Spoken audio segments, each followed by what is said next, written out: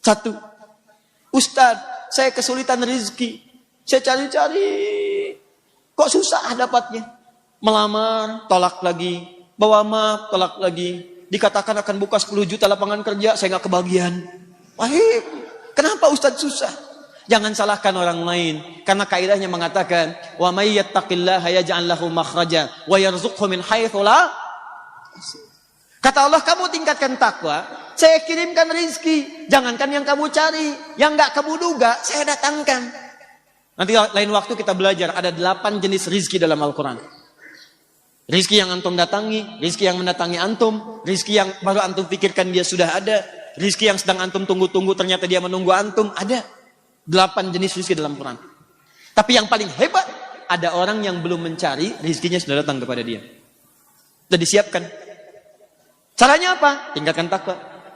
Teman-teman yang belajar nih di kampus apapun itu, ya, di ITB misalnya, di IPB, Unpad, ya, dan seterusnya, sekitaran Bandung yang ada di sini. Apa syarat mendapatkan pengetahuan? Bukan cuma belajar.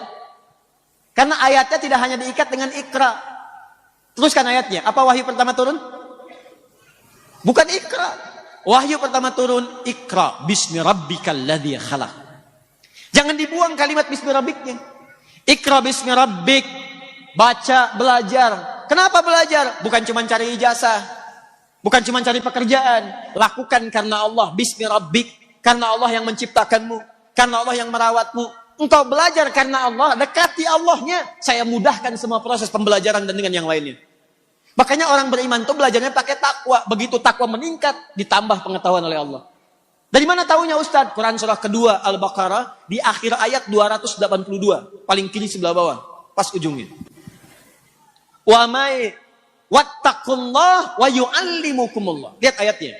Wattaqullah, dan saat kamu tingkatkan takwa kepada Allah, tingkatkan takwa kalian kepada Allah, wa yu'allimukumullah, maka Allah akan menambahkan dan mengajarkan pengetahuan kepadamu. Silahkan cek ulama di masa lalu. Ibnu Sina, Al-Kindi, Al-Farabi, Al-Ghazali, Al-Battani, Al-Khawarizm dan sebagainya.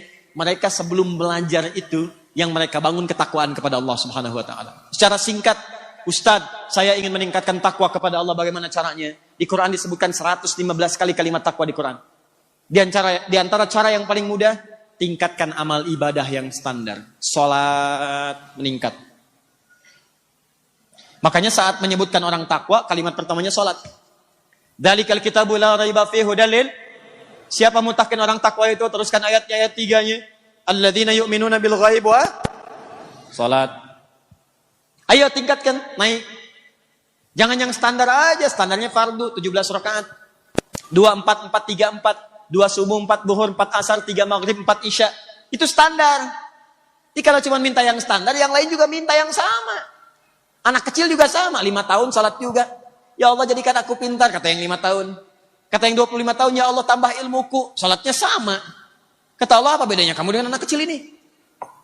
Naikkan, tambah sunnahnya. Malam bangun tahajud. Tahajud tingkatkan. Begitu Anda tingkatkan tahajud, standar 11 rakaat, ya jadi 28, naik posisi, lebih dekat lagi, akan terjadi peningkatan pengetahuan. Nggak percaya silahkan. Silahkan. Tambah lagi rawatib 12 rakaat, 40. Standar, jaga 40 rakaat. 12 rakaat, tambahkan. At-Tirmidzi nomor hadis 586. Antum usahakan 40 rakaat aja dalam sehari itu.